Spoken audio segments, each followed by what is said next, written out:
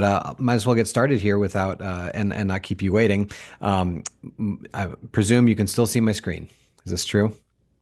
Okay, good. Thank you for the nod there, Forrest. Uh, I am Dan Fillius. My job is with the Horticulture Department in Extension. I am field specialist for commercial vegetables and specialty crops. And what that looks like on a day-to-day basis is I'm like messaging or calling growers, trying to troubleshoot problems that they have on a daily basis. If I can't figure it out via a phone call, then I'll visit them, visit their farm, see if I can identify what's going on with the crop at that point. Um, I've got an Instagram account that I am try to document, like when I visit a farm, I try to show what I see on that farm so that other people in the state, whether if it's a pest that I see, they can know that to be on the lookout for that sort of thing. I've got a podcast about the weather. If you are interested in learning how the weather is interplaying with specialty crops, we talk about it weekly in the growing season. It's me and our state climatologist, Justin Glisson, as well as our extension ag climatologist, Madeline Wiesenberg.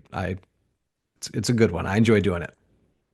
And then speak at conferences and field days and do some research as well. But that's enough about me.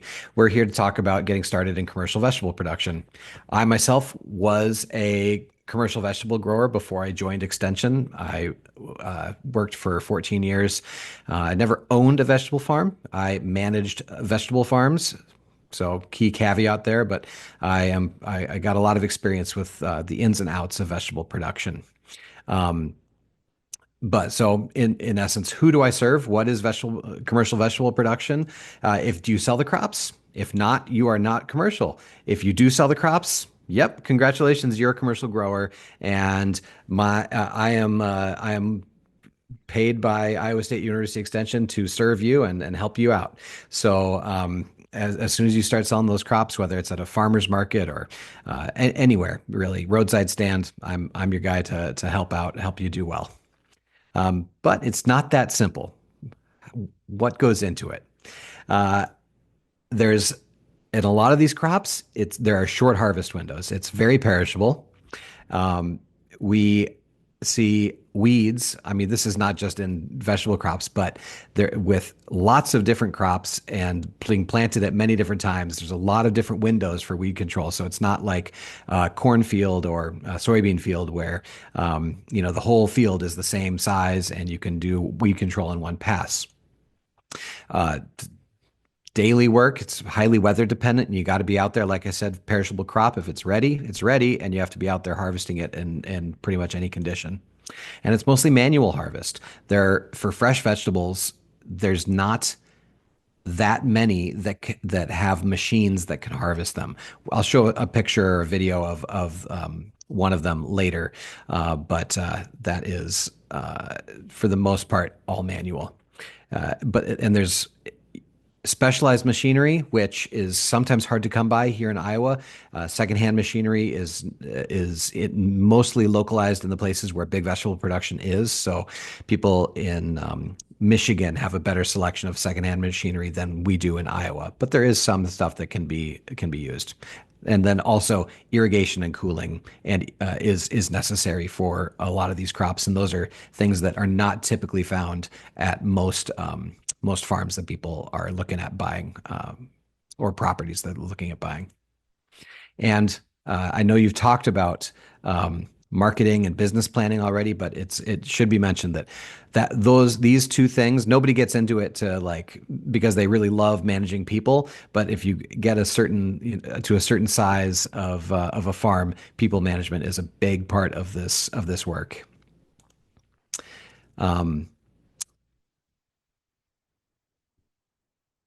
Where are you going to grow is a good question. And there's field topography. Like if you read books about vegetable production, they're going to talk a lot about, you want a site that is slightly southward exposure so that you've got good sun warming the soil. You want to have, X, Y, and Z conditions. But a lot of times we don't have that luxury. We just have the land that we have, and we have to make the most of it.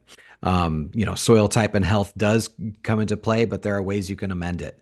And more important than those things are really water availability, and being able to irrigate that crop is probably more important. So a site that has either a stream that you can pump water out of, or a pond that you can pump water out of, or rural water service, these are all good things for vegetable growing.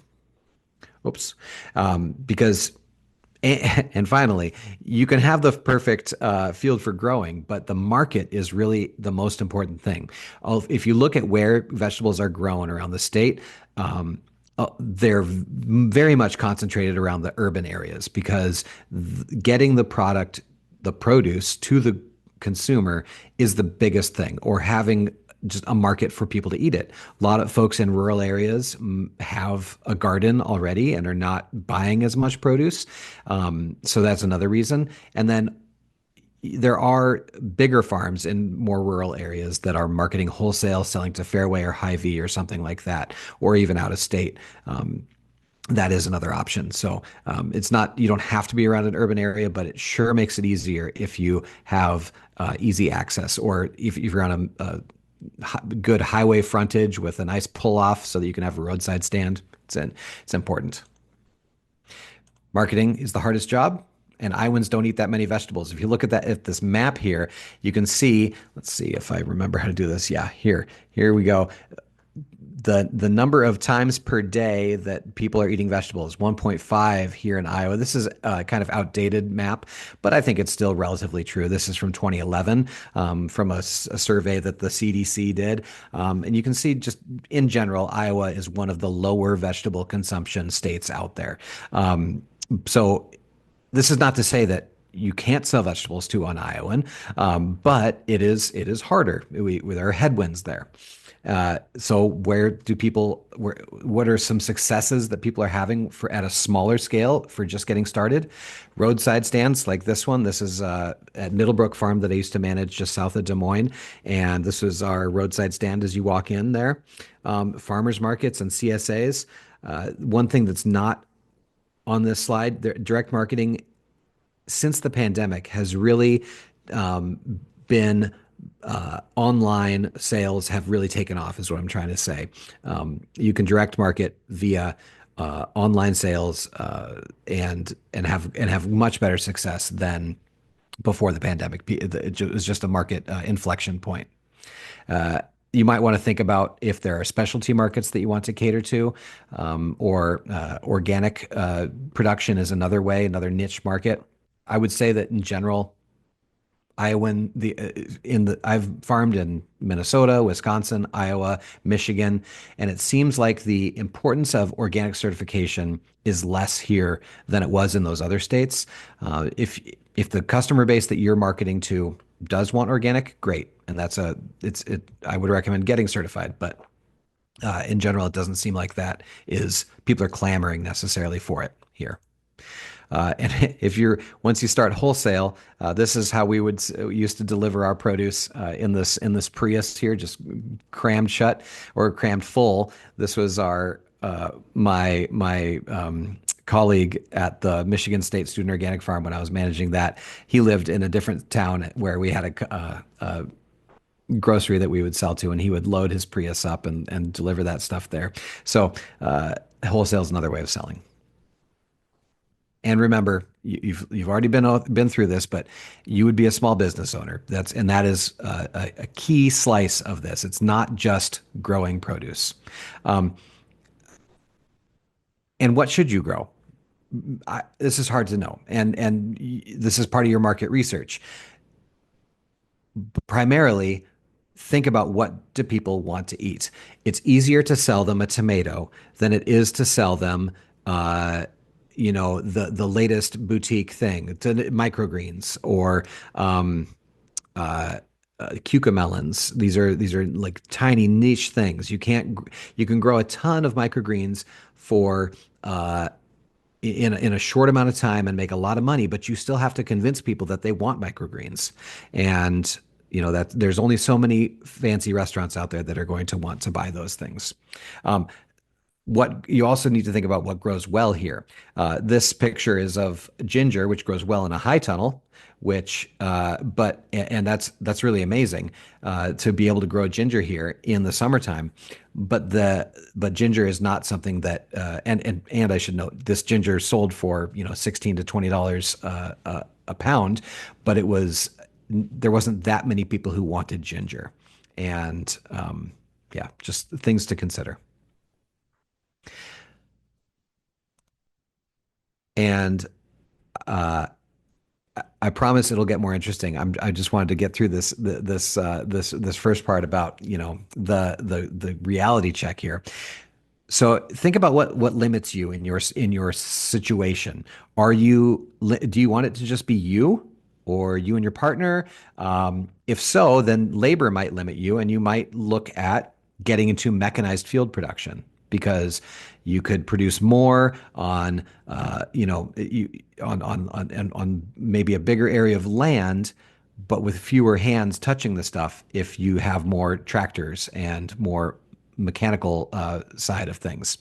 If you're limited by land and you've only got a small plot, then you're probably going to want to think about getting into intensive vegetable production. And that is mostly hand labor and can use a lot more. You can do a certain amount yourself, but you might need some other hands to help you with that. And if you lack mechanical aptitude, likewise, you might want to just work with your hands and do intensive vegetable production. And the difference between these that I'm talking about is like a mechanical system is one where you would be uh, growing more like a field of corn where there's rows of crops and they're not tight in there. Like intensive production is where you've got interlocking like heads of lettuce that are as crammed together as tight as possible so that they'll shade out the weeds and you can get right in there by hand and harvest them and weed by hand. You can grow more in a small amount of space with that intensive production system than you can with a tractor where you need to be able to have a implement go between the rows and weed for you rather than you with a hand hoe. And lastly, if where you are is mostly limited by weather, or what you want to grow is limited by weather, then you might consider growing in a high tunnel or a greenhouse. Like if you want to grow tomatoes year round, then you're going to need a greenhouse. If you want to grow uh, uh, salad greens in the wintertime, then a high tunnel would do. And you could, in a high tunnel, have an earlier start with your tomatoes and cucumbers and things like that in the summertime. So now we're going to talk about the nuts and bolts of actually growing things. And I'd love it if you guys could unmute or share in the chat what it is like. What do you want to grow, or what's your vision for how you would even maybe be a commercial grower? If you, not that you say that just because you're in this room you're signing up to be a commercial grower, but curious what do you enjoy growing?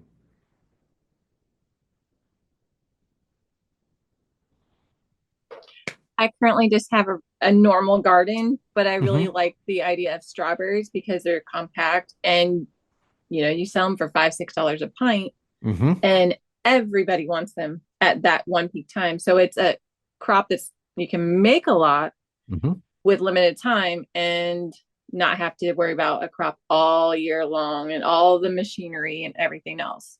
So Right, right. something like that is what I'm kind of gearing towards because not Nice. everybody, I mean, everybody grows tomatoes. Not everybody grows strawberries. Right.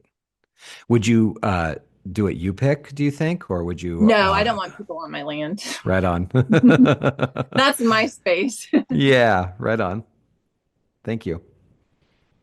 I'm partial towards herbs, just because I really like, I mean, I like cooking. That applies to all fruits and vegetables, but I like herbs in cooking specifically, and I like, um, vegetables, non-fruiting things. So um, I'm partial towards herbs for that reason. Okay. Thanks, Forrest. I see Michael wrote in the chat, apologies, my microphone isn't working. I have a normal garden, but wish to expand to support family and friends, not necessarily targeting a specific crop. Thanks, Michael. And welcome, Nora. Okay. Well, thanks for sharing, y'all. So, uh, digging into, oh, another. Another chat. Hi, thanks, Nora. Um, so starting plants. This is like the very basics, the very beginning of the season.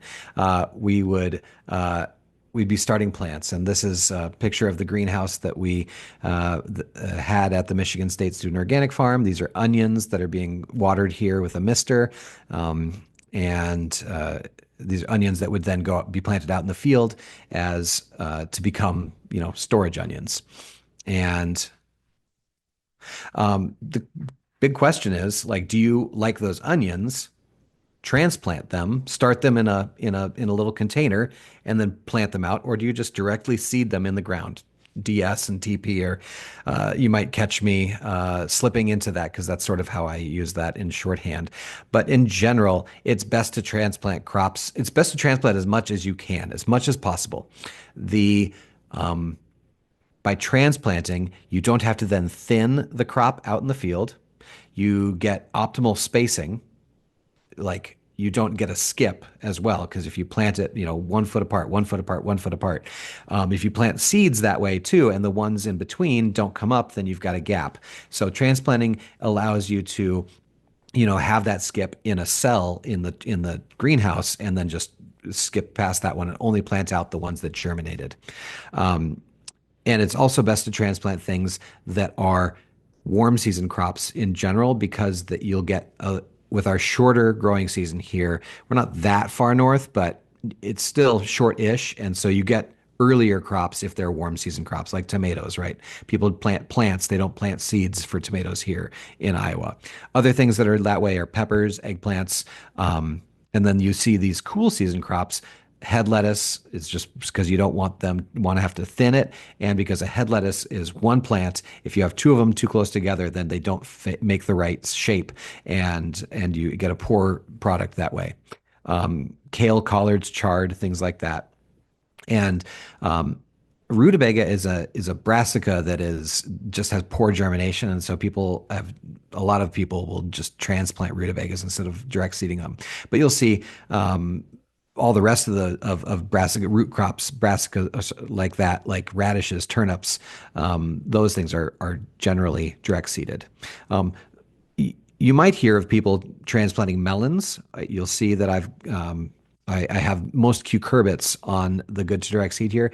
The exceptions are like seedless watermelons, but in general, most cucurbits do really well when direct seeded. And if they're put in a tray, they're very sensitive to having their roots disturbed. So anyway, I'm not going to read through all of these, but because you probably already have, and we're not getting into all the very specific details here, but in general, you want to transplant as much as possible, but some things are better direct seeded. And another thing that is a note of things that are good direct seeded is things with a taproot, like a carrot or cilantro. That gets when it hits the bottom of the container, it messes up the development of it. So in general, those things like to be direct seeded. And an exception for sweet corn, which is at the bottom there, is some people for early sweet corn will transplant the first one or two plantings of sweet corn so that they can get an earlier crop there. Here's two earthway seeders that have been zip tied together with two wooden stakes. A while ago, 10 years ago. Anyway, it's good to have parallel rows of things. And so that's one cheap way to get parallel rows if you don't have a tractor seeder. But who starts the plants? There's different options. You could be starting the plants, and if you do, you have the luxury of planting any variety. You could do it in a greenhouse. Most small scale people who are starting out are just doing it on a light rack, like a stainless steel rack with fluorescent lights, or anymore it's LEDs. Fluorescents are really much on the way out, if not fully out already. And then you can use heat mats or a germination chamber to get the plant started. And in general, it's easier for organic production because there aren't that many greenhouses that you can buy certified organic plants from. But you can pay a commercial greenhouse to do it, or you could just go to, if you have a commercial greenhouse, and be at their mercy. You can either, contract them to do the what you want, or you can just go get plants later on. Most people are contracting for this or ordering from a commercial greenhouse through the mail. You know, if you found one that is somewhere else, there are lots of people who are now shipping whole trays of, or boxes of trays to people through the mail of plants. So that is a possibility, but it's definitely is more expensive, and also still hard to find organic. So I mentioned earlier that you don't often have the luxury of picking perfect land, but we're blessed with good soils here in Iowa. But how do you improve that? In general, through soil testing, and then you can manage your nutrients right. We'll talk about cover crops and incorporating the organic matter from cover crops later. In general, when you're sampling soil, you want to sample. It's best practice to sample in the fall. That gives you all winter to plan for the corrections you're going to make. And you can do a basic test once a year. That's good. And then micronutrients once every 3 to 4 years. This is information that I borrowed from Dr. Ajay Nair. He's our vegetable specialist at on-campus professor. He's now the chair of the Hort department, but anyway, he's still quite knowledgeable. And in general, you'll see in these pictures, the soil sampler probe here, 6-inch deep, is how deep you're going. And you want to take a composite sample from across the field. So you see this individual here is going around the field and taking different cores there and putting them in a bucket together and then mixing them up. Here's a real life picture. This is a sampler core sampler and 6-inch depth, all mixed together in a bowl. And then you generally don't need that much. This bag right here, here's my hand. It's about a pint worth. So I usually take a quart Ziploc bag and I fill it up halfway. You send it in, they tell you what you need to add back. It's most of these are getting you results within 7 days at this point. There's several of the good ones in the state. Waypoint, Mississippi Valley, Ward Labs. Actually, Ward is in Kearney, Nebraska. Midwest Labs in Omaha, Nebraska. Several that are good, and it's about $20 to get a soil sample. It'll tell you the soil organic matter, your P and K, pH, which is an important one, and then several other things. Notice that it will not tell you nitrogen.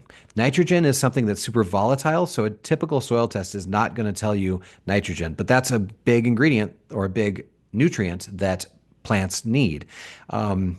Something you can estimate is if it tells you soil organic matter, let's say it tells you that your soil organic matter is 3%, that means you can use sort of a rough figure that each percent is going to give you 20 pounds of N. So 3% soil organic matter times 20 pounds means that your soil is going to give you 60 pounds, 3 times 20 pounds of nitrogen that year. And most vegetables are looking at they need, anywhere from 100 to 200 pounds of nitrogen a year. So then you need to just add that much for nitrogen. These are the essential plant nutrients, N, P, and K, nitrogen, phosphorus, potassium, as well as all these other ones. Your plant, though, can be limited by any of them. Even though N, P, and K are the main nutrients that we see on fertilizer bags the most, if any element was not enough, then the plant's full potential, which would be this full barrel, the water would just spill out. It would not be able to reach its full potential. It's called Liebig's barrel. And soil pH can determine the availability. So even if that nutrient is there, having the right pH is important. And it can be affected by too much liming. It can be affected by too much fertilizer that's been added. And you'll see here, like in general, this yellowish rectangle is in between 6 and 7 on the pH scale here. And that's ideal for plants. And you can see that that's where the availability of all these nutrients more or less lines up with being pretty sufficient. Although you'll notice that iron is way more available at this low end, but then the other ones sort of are not. So you want to make sure your pH is between 6 and 7. And if it's not, you can adjust that either by using acid forming fertilizer or adding elemental sulfur to decrease it and lime to increase it. And I just use this is the machine that I used, Whirlybird cone spreader on the back of this tractor, 3 point, and these bags of sulfur and other things when I was adding fertilizer and adjusting the soil pH at the farm I was most recently at. So that's one way to do it. And you want to you rotate your crops too if you can. Now, if you're only growing one crop, that's it's hard to rotate that unless you have more land than what your crop is taking up. But it's good to break pest and disease cycles. Carrie, you mentioned strawberries, and in general, they say to rotate strawberries around. I think it's 7 years, but I'm not sure. They're in one spot. Most of the matted row system, they're in one spot for 2 or 3 years. But then if you have enough land to rotate it around, that's good because there are diseases in the soil that can wreak havoc on those strawberries. Um, Here's an example of one. This is a crop rotation we used at the Michigan State Student Organic Farm. We had tomatoes, then garlic, then and other brassicas, then corn, potatoes, and leeks, winter squash and melons, then fall brassicas and beets and carrots, and then a fallow a year off. And we applied compost twice in that rotation for nutrients and for adding organic matter. We put different cover crops in around here, and we were trying to keep the soil covered as much as possible and working those cover crops in to feed that soil. So there's several ways that you can deal with cover crops. And so here is, you could, actually, I'm going to pause this video and mention on the right-hand side here, we've got a flail mower. So this is a winter rye stand that's being mowed down. It's important to mow it down because otherwise it's hard to get it through the rototiller to till it in. So this is one way. You'd mow it, then you'd rototill it in. Whoops. And this is after mowing, you could also moldboard plow it. This is a video of a draft horse pulled plow here, but it's one other way of working in a cover crop.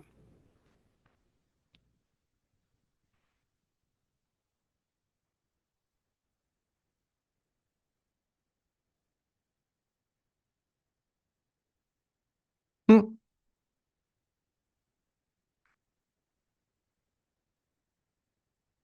I swear they're going to go.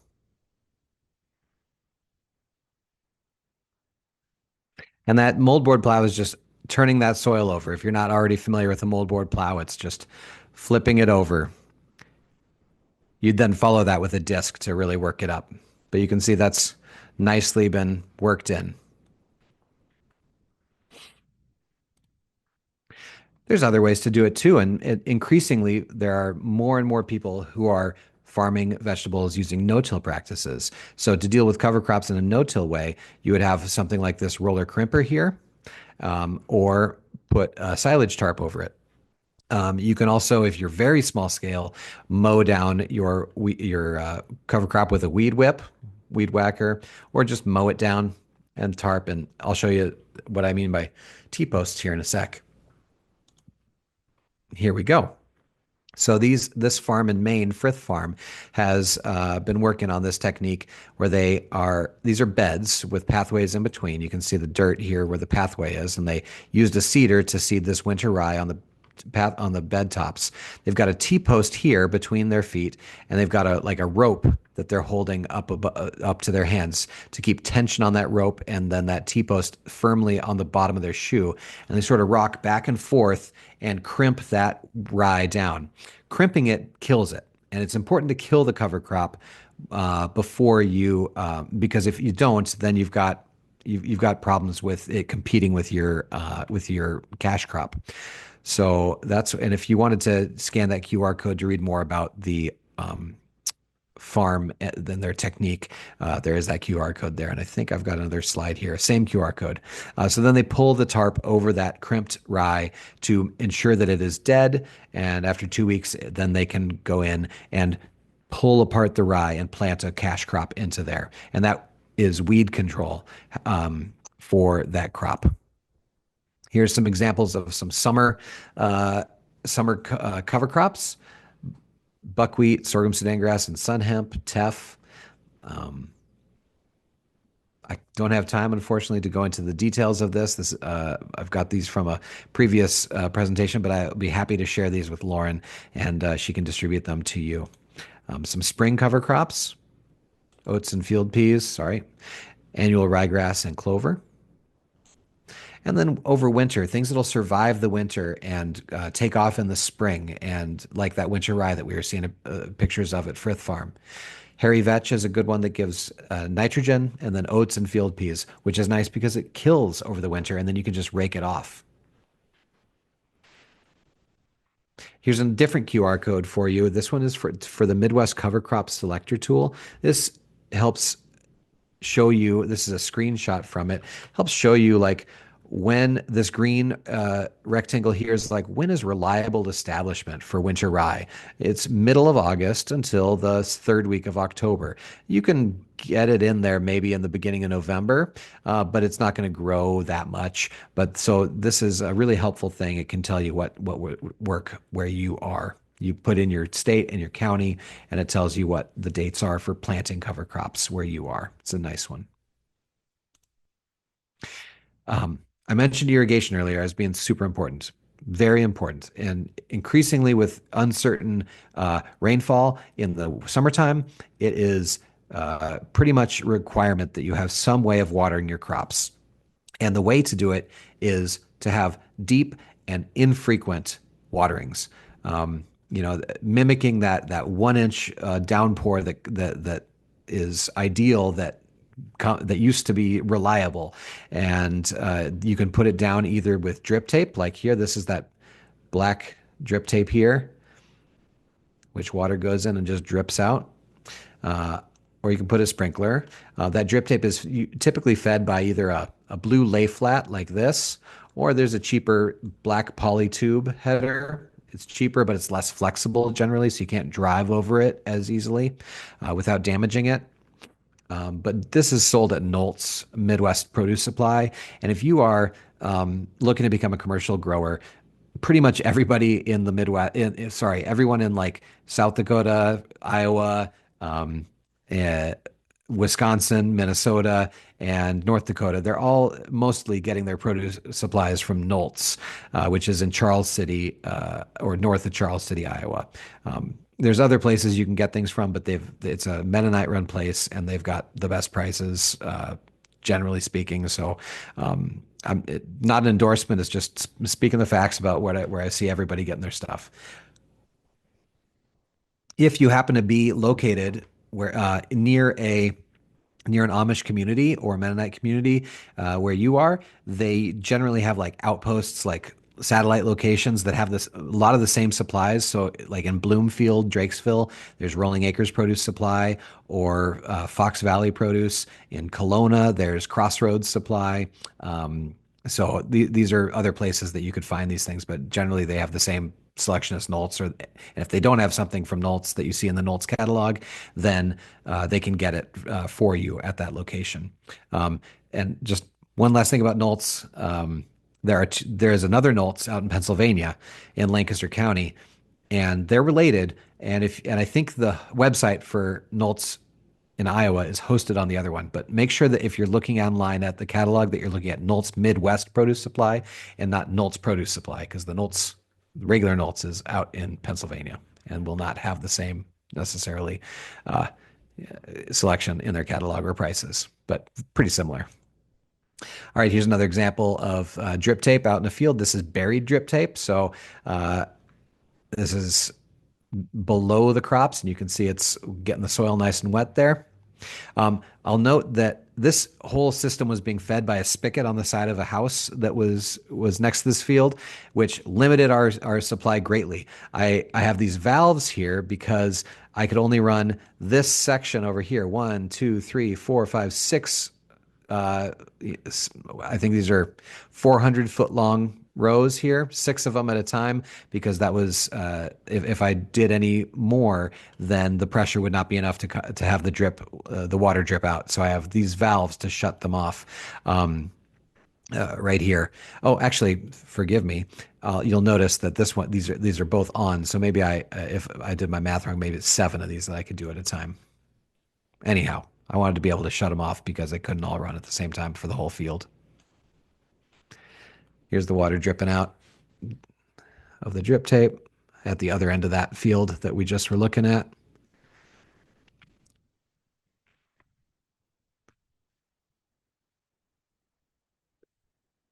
And sprinklers. This is a giant field of the farm. Sorry, I managed a large farm in southeastern Minnesota also, and this is what our irrigation looked like there. This was being fed by a pump out of a pond. This is watering in some carrots here. Weeds, a huge issue, huge problem, and really like water and weeds are two big things that you need to solve if you want to grow a good vegetable crop. Um, and I've seen a lot of people who just use a rototiller. They plant their crops in rows, they rototill in between, and that's their method of weed control, which works. However, it is there are issues with that. Rototilling is quick. It does the job quickly. It also when you till it in, it's releasing nitrogen as you're putting oxygen in the soil there, and that's feeding the plant's roots. However, that process of releasing nitrogen is burning through your soil organic matter and driving your soil organic matter down over time.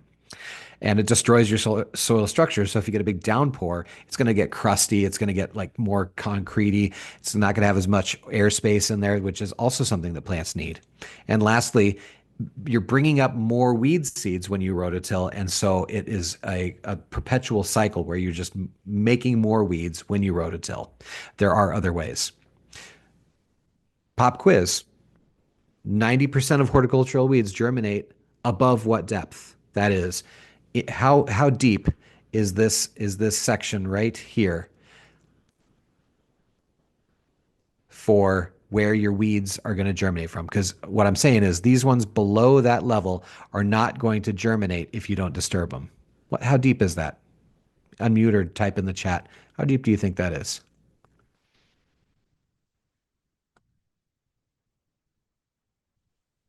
3 inches. Thanks, John. Anybody else? 1/4 inch, Lauren says. All right.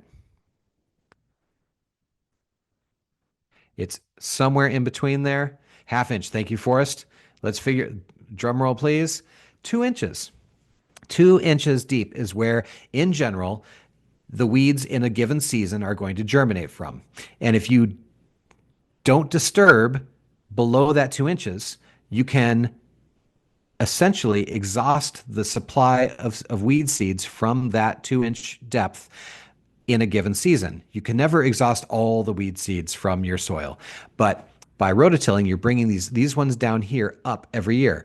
But if you keep your disturbance, like you could conceivably rototill only 2 inches deep and have the same effect. So I'm not saying kill your rototiller.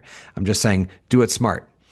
Here's an example of at University of Kentucky, they did a study on how many times did you have to till that top 2 inches or work that top 2 inches to exhaust the weeds. So these are different stages of that process. They use this stale seedbed cultivator on the back of a tractor. Here's what it looks like out of the soil. These Lilliston rolling cultivators will build up the shoulders and weed the shoulders. These other things here, the rolling basket and the meeker harrows, are breaking up the stuff.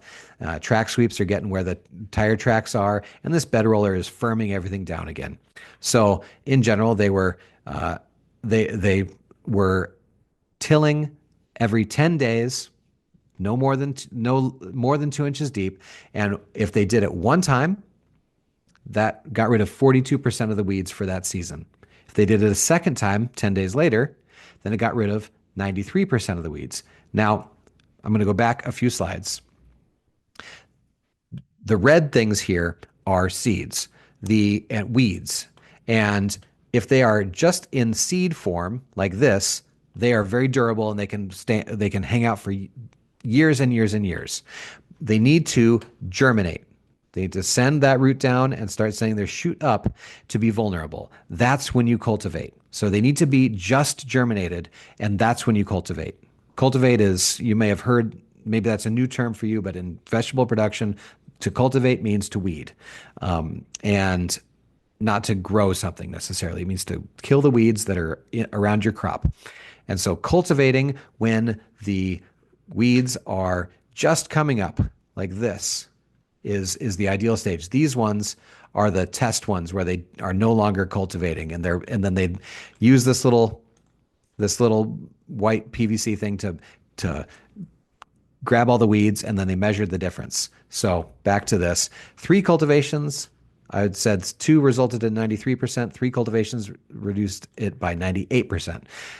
So that's like you kind of diminishing returns there. But if you can rototill your field to prep your soil, and then you wait for the weeds to start coming up, and then go no deeper than 2 inches, you will kill almost half the weeds that'll come up that season. And then if you can wait another 10 days and go shallow again, then you can kill almost all the weeds. Now, if you then later on go deeper, then you're resetting the clock. So it's a challenge, but it can be done, and this is a way to really minimize your work. Now, if you this is for organic production or mechanical weed control, which is mostly practiced by organic growers. Those who are using herbicides, you can use a pre-emergent herbicide, which also can have really similar results as this in a crop. So keep everything shallow. Use depth control, because it's really hard to just by hand or just by adjusting with your with the 3-point lever on the tractor to keep it at that right height. So use gauge wheels that'll always keep that implement shallow. 2 to 3 passes in 2 to 3 weeks, and plant immediately right away after that last cultivation, so that you have reset the clock, and then your plants can have a clean thing, and you're not giving any weeds any chance to get to be the same size. These are some hand tools that are really helpful. We've got a collinear hoe right here, which is nice for standing up straight and weeding, like using a sweeper, a broom. We've got a stirrup hoe in the middle here, which you can get cuts on the push and the pull. You can sometimes get a little too deep with this one, but it's really nice for grubbing out. It's an all-purpose hoe. This one's a nice one to have. Then here's a stirrup hoe mounted on a wheel hoe. Different type of wheel hoe here, and then this tine rake, which is good for when you've got loose soil and you want to get the weeds that are just germinated and your crop is big like this, and you can rake out those weeds. And these are all available from Johnny Seeds. Some people you may have seen use plastic mulch. Nice tool, but it provides good weed control when the crop is first planted. However, each of these, so this is an onion crop here in the foreground. Each of these holes, you cannot weed mechanically. It has to be weeded by hand. So if there's a large weed seed bank in this field, you can end up with quite a few weeds coming in here, and that makes for a lot of work to weed these. And then the shoulders, where the soil is built up on the plastic, it's difficult to get weeds totally killed on these as well. So plastic mulch is good for crop establishment, which is the most important time for weed control, but it's not a silver bullet by any means. Another weed control method that's in recent years is using silage tarp, bunker cover, to cover soil, and then that starves those seeds of those weeds of light, and the ones that do germinate are then smothered, or they get all stretched out, and when you pull the tarp off, you've got a clean field. So on a small scale, this is a nice way of doing it. You got to hold it down. Some people use like half-size cinder blocks. I've used sandbags. I think most of the commercial farmers I see doing this with success are using half-size cinder blocks, and it's notable though that a tarp this size is very heavy. Couple 100 pounds for a 100 by 40 foot piece, or maybe 200 by 40 foot piece.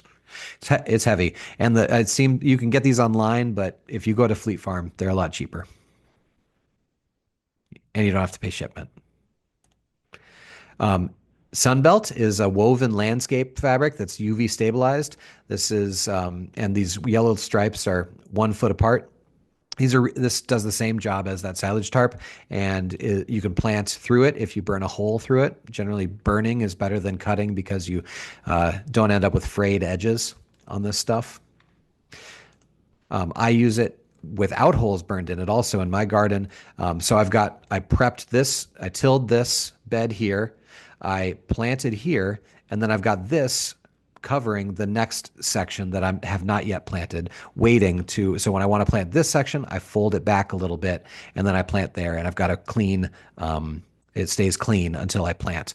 So it's one way of doing it on a small scale. And Sunbelt is a lot lighter weight than silage tarp is. Another difference is the Sunbelt lets water through and silage tarp does not.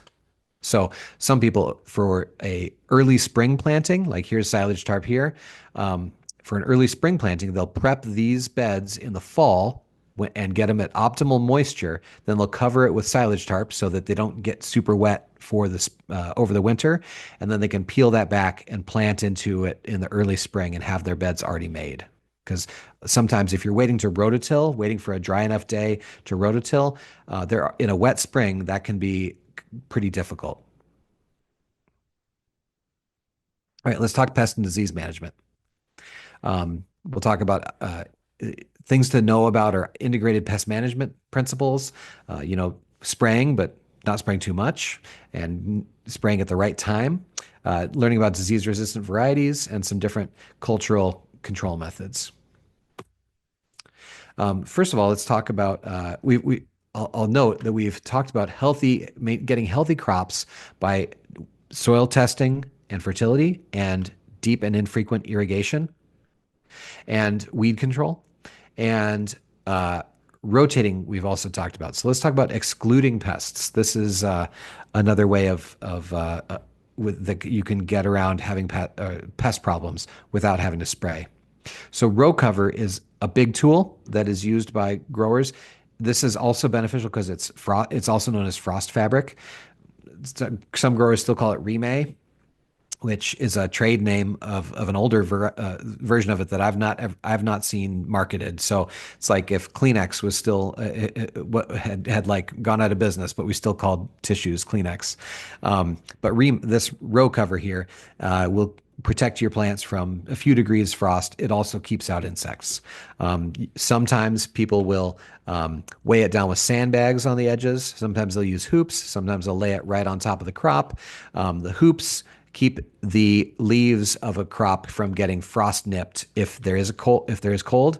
And some pests are better excluded if you put dirt along the edges of the row cover. Cucumber beetles can find their way under pretty easily. Here's another stuff. It's like row cover, but it's more of like a fine window screen. It's a mesh called Protect Net, and it doesn't heat up. So like frost fabric does get warmer and can get too hot, but this allows good airflow through. And you can also spray or water through this stuff easier. It's more expensive though. And here's using row cover and keeping it held down with sandbags, also available at Knolt's. The sandbags themselves, you got to provide the filling later. So row cover is a good solution. Back to this one, I'll just note that like cucumber beetles are a big problem on like melons. So one way that people do this is they plant their melons, they put the row cover down, and then their melons will grow. And as soon as the melons start to flower, that's when the row cover is removed. But at that point, the plant is big enough that the cucumber beetles aren't going to really the plants are able to withstand damage from cucumber beetles at that time. So it's pretty effective. Providing habitat for beneficial insects is a whole big topic that I'm not going to be able to cover in this talk. But just generally speaking, noting that planting flowers nearby your crops is the best attractant for beneficial insects. Now, that's not just pollinators, but it is like the insects that kill the pests have a life stage. Their adults usually like the flowers. Then they'll lay their eggs and their little babies, their larvae, are the ones that eat uh, the pests. So that's the thinking there. So sweet alyssum is a good one to plant in high tunnels. Again, big topic, can't get into it all. So talk about planting resistant varieties. Here's an example of some wheat. This is a susceptible variety. This is a resistant variety that, you can you can get a lot farther with the resistant varieties. So looking in your seed catalog and going, and each variety is going to be labeled as being resistant to this disease or maybe that pest. Usually diseases more than pests, but go for that.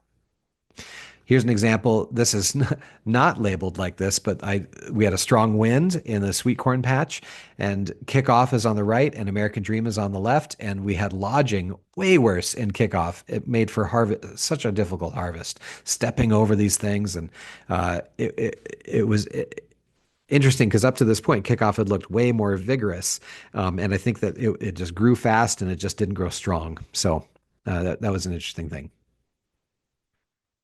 So once you have pests or disease, you got to know what it is before you can treat it. If you don't identify what it is you're dealing with, then you can end up spraying the wrong thing and not having any effect and just wasting money. And then once you've identified, some things are better removed by hand, like tomato hornworms are way easier to remove by hand than spraying. Or you can make quite a difference by removing by hand, but sometimes it's hard to see them. Um, Anyway, pest control, another big topic that I can't go into, but if you're a commercial grower, let's talk. We'll talk about issues that you're having. So harvesting and post-harvest handling, generally speaking, you want to harvest most things when it's as cool as possible. So getting out in the first thing in the morning when the dew is thick, usually on greens is when you're going for those. But some things you do want to wait for dew to dry, like tomatoes and cucurbits, green beans, peppers. These things have foliar diseases and multiple harvests. So if you get in there when it's wet, you can spread the disease and cause your plant to have a shorter lifespan than it otherwise would. Another thing you want to harvest early is lettuce because it can taste more bitter if you harvest it too late in the day. So first thing in the morning, you get out there, like as soon as the sun starts hitting that lettuce, it can be too late. So early harvest for lettuce is really required. Now tomatoes, some people say, oh, dead ripe. You got to get a tomato, perfectly red. Otherwise, if you get it any earlier, like they do in California, they ship it green. It's not going to taste any good. I believed that for years. Then I did a taste test of comparing one that I'd picked when it was just starting to turn color on the blossom end, breaker stage, and I let it ripen in the warmth, and I compared it with a dead ripe one. And I honestly, it was a blind test. Somebody served me a slice. I could not tell the difference between those two. And I would challenge you to. If you can tell a difference, then great, and tell your customers that. But if you harvest it early, then you're going to have way better shelf life because handling it can cause damage when it's dead ripe. But if it's much firmer when it's at breaker stage, and if you then ripen it in a warm place, you'll have much more flexibility with being able to market that thing. Similarly, bell peppers, if you're going for colored bell peppers, it takes a long time and you can lose a lot to damage out when they're in the field. So if you harvest them at 75% color and then bring them into a room temperature place, they'll fully color up within a week and then you can sell them and you'll get more that way, more successfully making it to color.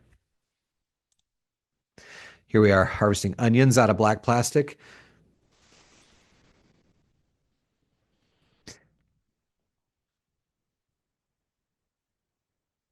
A lot of weeds in this one too, though. A lot of smart weed in there. Here we are harvesting cabbage in the field at the Student Organic Farm. After you harvest, what then? Well, everything's got its own storage needs, temperature, humidity. Basically, you want to keep things cool. They'll have a longer shelf life if you keep them cool. They also, though, have to stay the right humidity. And if you have lettuce just sitting out in a cooler without cover, then it will wilt down within a day and it won't be marketable anymore. To get things cool, if it's hot, Hydrocooling is basically just taking is using water to cool it down.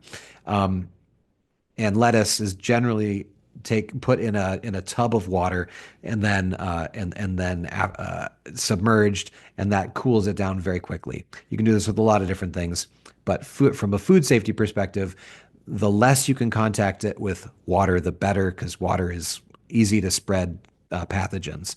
Um, so harvesting early in the morning, another reason is because crops are cooler then, and you won't have to cool them down as much. CoolBot, I've mentioned here. This is just look that up if you're looking to build a walk-in cooler. This is just a reach-in unit right here. But if you're looking to build a walk-in, you can either get an old one from a food service, from a restaurant or something like that at auction, or a CoolBot. It takes a window air conditioning unit and turns it into, it hacks the thermostat of it and cools a room down to like 30, 33, 37, somewhere in the 30s to make it a lot. It's cheaper upfront cost, though less durable than a actually a purpose-built cooler. This is our cold cooler. At the Student Organic Farm, we've got potatoes over here, carrots and bins over here. We've got beets and celery root. We have salad mix inside these Rubbermaid totes here. So a lot of different things in this cooler that was kept at about 36 degrees. So I want to show you some equipment. That's like production, generally speaking, at this point. But I'd like to show you a few pieces of equipment just to, I guess, since we don't see a lot of specialized vegetable equipment here in Iowa, just to expose you to the ideas of what some things that are out there are, and at different scales. So most people get started with a small tractor and a rototiller. That is enough for a lot of things. So they rototill, and then some people will then go back, and if they want to do it on beds, they'll just drive their wheels, and those become the pathways, and then they overlap them, and then they get these beds down the field, and that works. That a lot of people start out that way. This is a walk-behind cultivating tractor that is like a walk-behind rototiller. These were built in the earlier in mid 1900s, but it's not very strong. It just pulls an implement in the back. This little tool right here, and this does weeding. So this is just meant to pull a tool that's going to weed. It's not rototilling at all. And there's a group of enthusiasts online for this, and the head of that group lives in Columbus Junction, Iowa. So if you're looking for something like this, there's a guy in Columbus Junction that has a collection of these things. Or if you get into that Facebook group, you can get connected to people where you could get a secondhand unit like this, because there are purpose-built four-wheel cultivating tractors that cost around $10,000 to $30,000, and they have a belly-mounted cultivator that is really nice. But this is a way that some people are getting into this. And Planet Junior was one brand. This is a rebuilt Simplicity that I did. Here's a tool on it with cutaway discs and sweeps here. This is what I cultivated with it. Here's a video of it actually cultivating. It's just running real slow, one row at a time. You could do it in multiple rows too, but this one's one row at a time. You can see all these assorted weeds down here, and it's just sweet getting them all cultivated. And here's what it looks like after the fact. I've just this one row there's weeds still around here, but all this space out here has been weeded. So then that saves you the work of doing all that, and you can focus on just weeding in row.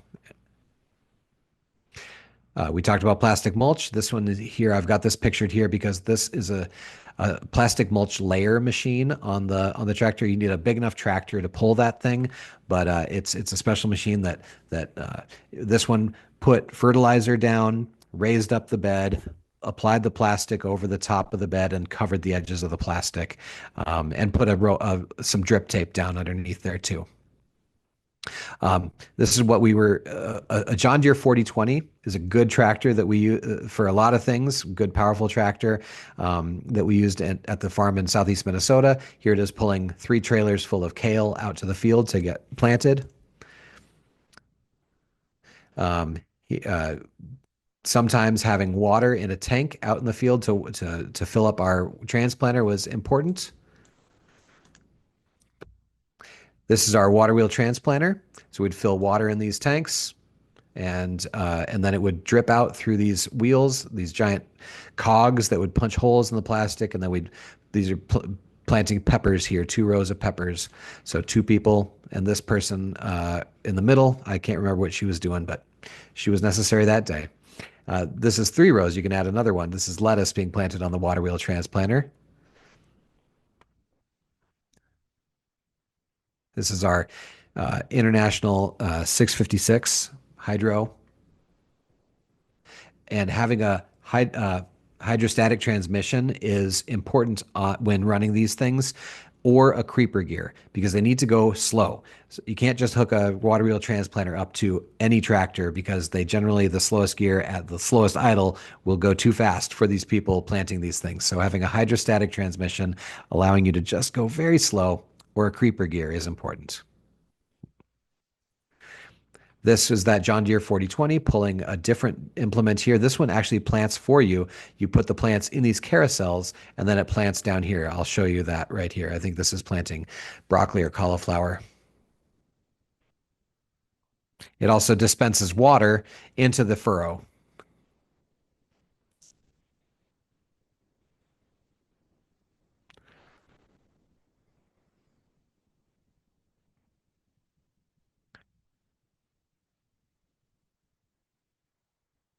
And that's a transplanter from Mechanical Transplanter out of Michigan, but a pretty a big player in the transplanter game.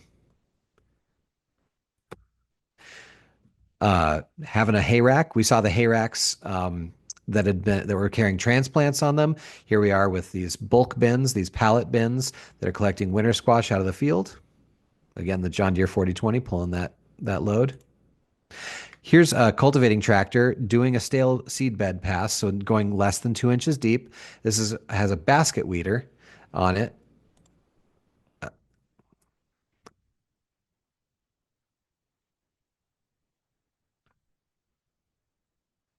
So I'm going to pause it briefly. These are rotating baskets of wires, and there's 2 rows of them, and they're connected by a chain, and the front one drives the rear one, and the chain makes it so that the back one travels faster but than this one, so it flips the soil more and uproots weeds. The first one sort of breaks the soil's crust, and the back one flips the weeds out. This one, they make them with gaps for rows of plants, so you can go between plants. But this one is doing the whole bed top, so it can do a stale bedding pass. And this is a Kubota cultivating tractor with a belly mounted hydraulic lift on it. This is when I say like a 4-wheel cultivating tractor, this is an example of a really good one. These were made in the 80s, and there really aren't that many made by big companies these days.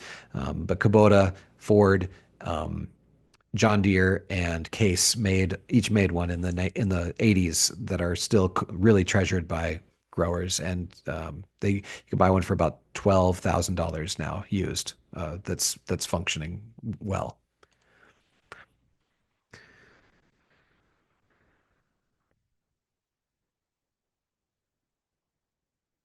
And on the back there was a tine weeder for that.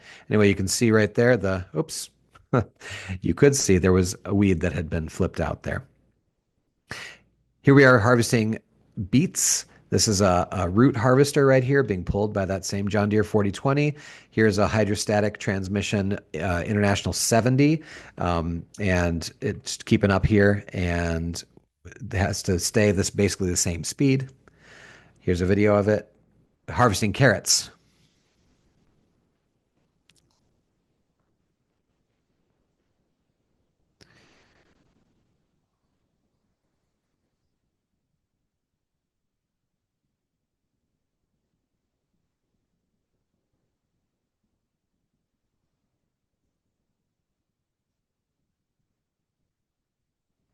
It cuts the tops off, drops the carrots onto a conveyor.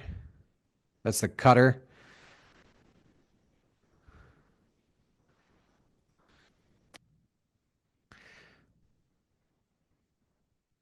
Conveys them up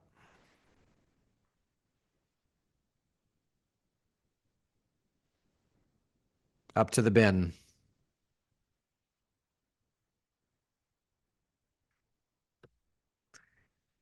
I will skip past this one.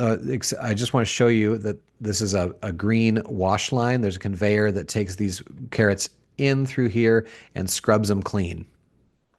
And then into the warehouse, having a place with a trench drain where the water can be conveyed away. This is in that big farm that I worked at. Big coolers that you can roll a pallet jack into. If you're making a cooler, consider making zero thresholds. You can and concrete floors, so you can roll things in. Of course, if this is like fifth iteration maybe for this farm, so you don't not very few people start this way. And those that do are deeply in debt, and that can be that can crush you as well. But this is a really nice setup here. And we would stack the bins really, 5 bins high, get 400 bins of carrots and 100 bins of beets, things like that, and lots of cabbage and all that we'd work and sell through the winter. I maintain a couple grower listservs, one for vegetable farmers, one for cut flower farmers. If you'd like to join that listserv, there's a quick survey on either of them that I ask people what they're interested in learning about so I can make programming that's relevant for what they want. But then there's these listservs that are just Iowa farmers, vegetable farmers, or flower farmers talking about production here or what they need or coordinating orders, things like that. So feel free to scan one with your QR code with your phone and take that survey, and I'll sign you up for it. Additionally, there's a Midwest Vegetable Growers Network as a resource catalog, which is places like Knowles, places where you can find supplies with the addresses and the contacts and things like that. So that's a nice spreadsheet that we've put together there. And if you've got other places that you want to add to that resource catalog, there's a link inside once you get in there to do that. But thank you very much. I appreciate your time. That's my email address and my phone number, so you can get in touch with me if you would like. Thank you so much for listening, and happy to answer any questions that you might have. Thank you so much, Dan. Do you mind flipping back to the beginning with your socials? I forgot to record when we first started, and I want to include Oh that for yeah, sure. yeah, of course. Like the first slide. Yes. Yep, that'd be Okay. perfect. Yep. Okay. Um, Okay. I So let's see. really, we talked about it before, but I really love your Instagram. It keeps me up to date with what's going on and what you're seeing out in the field, and I love the interviews that you do with growers. I find it all very interesting. Good. Yeah. Sure. I'm just like with so many slides deep there that it's easier if I can just like rotate up here. It's at iowa.veg.pro.support, but here we go.